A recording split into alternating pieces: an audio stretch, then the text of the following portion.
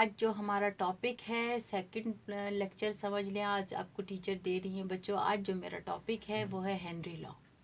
सबसे पहले तो मैं आपको सोल्यूशन के बारे में दोबारा थोड़ा सा बता दूं कि हमने कहा था कि solution is a mixture of solute and solvent. अब बच्चों आप लोगों ने देखा होगा कि जब भी हम सॉल्वेंट के अंदर सोल्यूट को डिज़ोल्व करते हैं तो हमें कुछ मुख्तलिफ बातें दिखने को मिलती हैं। होता क्या है, कभी हम लोगों को लगता है कि सोल्यूट बहुत इजीली डिज़ोल्व हो गया है। मिसाल आपको दूं, अगर आप नमक को पानी में डिज़ोल्व करते हो तो बहुत आसानी से डिज़ोल्व हो जाता है। लेकिन अगर आप चीनी को पानी में डिज़ोल्व करते हो तो आपको लगता है कि कुछ टाइम लग रहा है उसको डिज़ोल्व करने में। और अगर आप चाहते हो कि हम उसको मज़ीद डिज़ोल्व करें तो आप क्या कर देते हो, उसको हीटअप कर देते हो। तो इसका मतलब है कि सॉल्यूशन बनाने के लिए कुछ चीज़ें ऐसी हैं जो इस पे इफ़ेक्ट करती हैं। आपको मैं इस तरह एग्जांपल दूं, जैसे बच्चों देखो, आप कह सकते हो कि solubility is related with temperature, solubility is related with pressure, solubility is also related with type of solute और with type of solvent। मतलब क्या है कि अगर आप सोल्यूट, बास सोल्यूट जो है वो इजीली डिजॉल्व हो जाते हैं, बास सॉल्वेंट ऐसे होते हैं जिसके अंदर सोल्यूट इजीली डिजॉल्व हो जाते हैं, और बास सॉल्वेंट ऐसे होते हैं जिनके अंदर सोल्यूट डिजॉल्व नहीं होते। तो फिर हमको अपना सॉल्वेंट चेंज करना पड़ता है। या मुख्तसर बात अगर मैं करूं कि ऐसा होता है कि non polar solute non polar solvent के अंदर अच्छे डिजॉल्व हो जाते हैं, और पोलर सॉल्वेंट पोलर सोल्यूट को अच्छा डिजॉल्व करते हैं। तो इसका मतलब है कि कुछ चीज़ें ऐसी हैं, there are some things which can increase और decrease, which can effect on the solution property, यानी कि वो सोल्यूशन के ऊपर कोई ना कोई इफेक्ट डाल देती। अब बच्चों, मैंने आपको एग्जांपल दी कि इफेक्ट ऑफ हीट भी हो सकता है, और आपने देखा होगा जब हम किसी चीज़ को हीट अप करते जाते हैं तो सोल्यूट जो है उसके अंदर डिजॉल्व होता चला जाता है। लेकिन आज जो हम लॉ पढ़ रहे हैं वो है हेनरीज लॉ। हेनरीज लॉ क्या कहता है कि अगर हम सॉल्युबिलिटी को गैसेस में चेक, गैसेस हो सॉल्व, जैसे क्या व्हाट, पहले मैं आपको लॉ को एक बार आपके सामने पढ़ के बता देती हूँ, फिर मैं इसको मजीद एक्सप्लेन करूंगी। Now what is Henry law?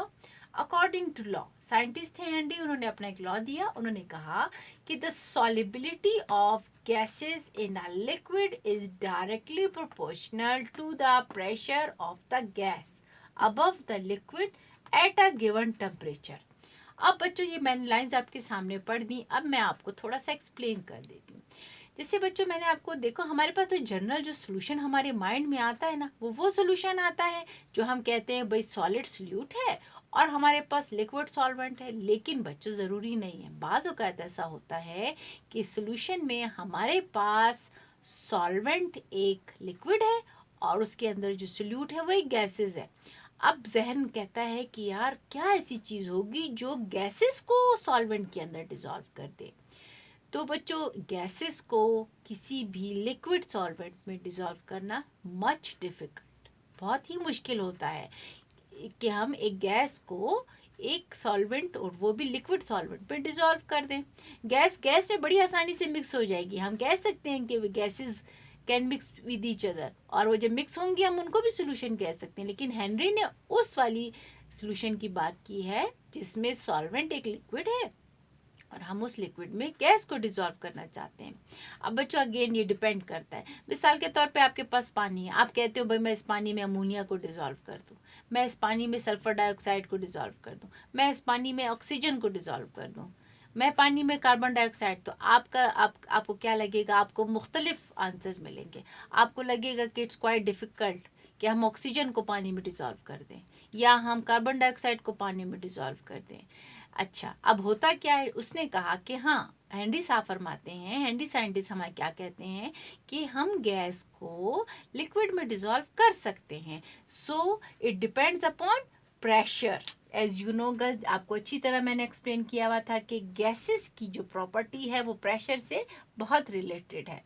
कि अगर आप किसी भी चीज़ को प्रेशराइज करते हो या गैस, मिसाल के तौर पे गैस को प्रेशराइज करते हो, गैस के ऊपर प्रेशर डालते हो, तो वो क्या करता है, आहिस्ता आहिस्ता, अगर वो अपर सरफेस ऑफ वाटर मौजूद है और आप उसके ऊपर प्रेशर एग्जर्ट करते हो तो वो क्या होता है, थोड़ी सी गैस उस लिक्विड पे डिजॉल्व। इसकी एक आम मिसाल बच्चों आप लोग एयर से ऑक्सीजन की ले सकते हो। अमूमन जो एयर की ऑक्सीजन होती है वो पानी में डिजॉल्व नहीं होती, लेकिन चूंकि हमारे पास एटमॉस्फेरिक प्रेशर मौजूद है एंड दैट इज 1 एटमॉस्फेयर, तो उस पानी के अपर सरफेस में कुछ न कुछ ऑक्सीजन डिजॉल्व होती रहती है, जो कि बहुत काम आती है वो एक्वेटिक लाइफ के लिए।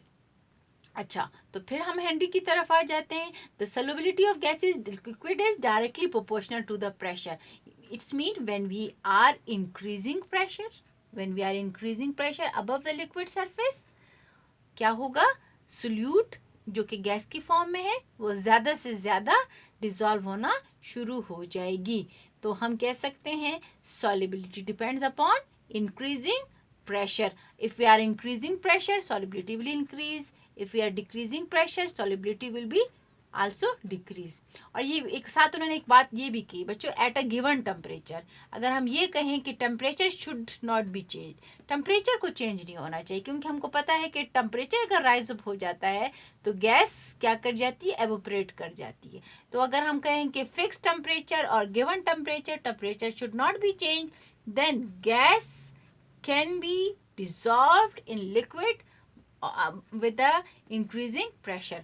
अब बच्चों इस चीज को हम मैथमेटिकली कैसे राइट कर सकते हैं, कैसे लिख सकते हैं, वो क्या है, इसको बच्चों अगर मैं सॉल्युबिलिटी को ऐसे शो करूं, ठीक है, सिंबलाइज करूं, S directly proportional to P.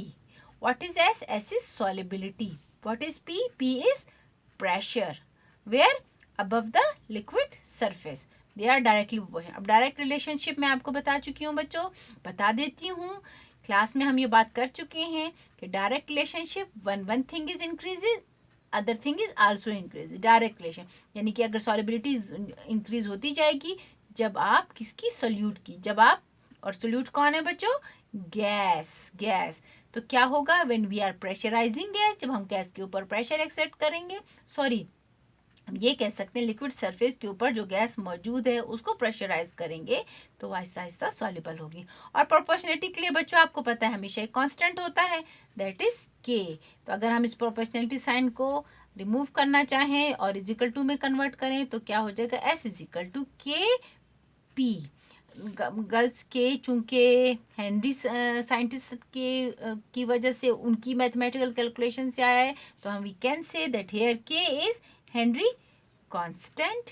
अब हम इस चीज को एक्सप्लेन करते हैं, ठीक है जी बच्चों। तो हेनरी लॉ तो हमने समझ लिया कि प्रेशर जब इंक्रीज हो जाता है तो कोई भी लिक्विड के अंदर हम किसी भी गैस को डिसॉल्व कर सकते हैं।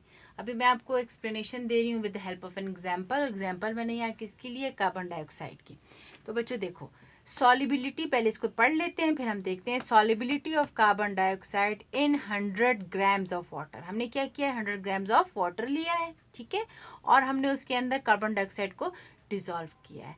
अब चेक करना है कि कितनी, अब बच्चों टेम्परेचर भी के साथ सॉरी प्रेशर भी चेक कर लो। एट 1 एटमॉस्फेयर हमारे पास इस वक्त जो नॉर्मल प्रेशर है that is atmospheric pressure, that is 1 atmosphere, ठीक है। 1 एटमॉस्फेयर हमारे पास प्रेशर है एटमॉस्फेरिक, और ये हमारे पास जो सॉल्युबिलिटी हो रही है गैस की, किसकी, कार्बन डाइऑक्साइड की, कहाँ, इन 100 ग्राम्स ऑफ वाटर, वो हमने जान ली है। कितनी है इसको नोट करो बच्चों, 0.169 ग्राम्स। और टेम्परेचर हमारा कितना है, 20 डिग्री सेंटीग्रेड। मतलब अपने टेम्परेचर चेंज अभी नहीं करना। अगर हम इसको अभी चेंज करेंगे ना प्रेशर, तो आप देखना सॉल्युबिलिटी, लेकिन हमने टेम्परेचर चेंज नहीं करना। तो हमको पता चल गया कि इतने ग्राम पानी में डिसॉल्व हो जाएंगे। कब, जब हमारे पास टेम्परेचर क्या होगा, 20 डिग्री सेंटीग्रेड। अब हम क्या करते हैं, now by doubling the pressure, जब हम डबल कर देंगे प्रेशर को, यहाँ चेक करो कितना अब हमने कर दिया, पहले 1 एटमॉस्फेयर था, अब कितना है, 2 atmosphere, by doubling the pressure. अब आप खुद नोट करो बच्चों, देखो पहले हमारे पास कितना था, 0.169, एटमॉस्फेरिक प्रेशर क्या था, 1, अब एटमॉस्फेरिक प्रेशर क्या हो गया, 2, डबल हो गया है। अब आप चेक करो, अब ये जो अमाउंट है वो भी डबल हो गई है, लेकिन आप चेक करो हमारे पास temperature should be same. Temperature पहले भी 20 था, बाद में भी 20 था, लेकिन आपने चेक किया जो सॉल्युबिलिटी थी वो इंक्रीज हो गई। जब आपने प्रेशर को 1 एटमॉस्फेयर से 2 कर दिया, मीन्स डबल कर दिया, तो आपके पास क्या होगी सॉलिबिलिटी 0.169 से 0.338, यानी कि डबल अमाउंट अब हम डिजॉल्व हो गए। अगर आप इसी तरह एटमॉस्फेरिक प्रेशर को 3 पे कर दोगे तो आपके पास आहिस्ता आहिस्ता क्या होता चला जाएगा, आहिस्ता आहिस्ता मज़ीद अमाउंट डिज़ोल्व होती चली जाएगी। बच्चों ये देखें, आप लोगों को शायद अगर मैं जनरल लाइफ में अपने आपकी लाइफ में एग्जांपल दूं तो ये जो सोडा ड्रिंक आप पीते हो वो क्या है, वो एक बॉटल के अंदर आपने देखा होगा ना, टिन के अंदर जैसे आप उसको ओपन करते हो जो कार्बन डाइऑक्साइड प्रेशराइज करके उसके अंदर डिज़ोल्व की गई है, जैसे ही आप उसको ओपन करते हो वो गैस क्या हो जाती है, चूँकि प्रेशर रिलीज हो जाता है, कार्बन डाइऑक्साइड उसमें से वापस निकल जाती है। और अगर आप ज़्यादा देर तक उस कोला ड्रिंक को रखो तो क्या होगा, प्रेशर बिल्कुल रिलीज हो जाएगा। यानी कि जब प्रेशर रिलीज हो जाएगा तो जितनी अमाउंट कार्बन डाइऑक्साइड की डिजॉल्व की गई थी वो फ़ौरन के फ़ौरन क्या हो जाएगी, अलग हो जाएगी। तो ये कोला ड्रिंक हमारे पास बेस्ट एग्जांपल है किसकी, एक सोल्यूशन की। और कौन से सोल्यूशन की, गैस इन लिक्विड। बच्चों उम्मीद मैं करती हूँ कि आपको ये टॉपिक इजीली समझ आ गया होगा। तो इंशाल्लाह नेक्स्ट टॉपिक फिर अगले लेक्चर में करेंगे। फ़िलहाल के लिए अल्लाह हाफिज़।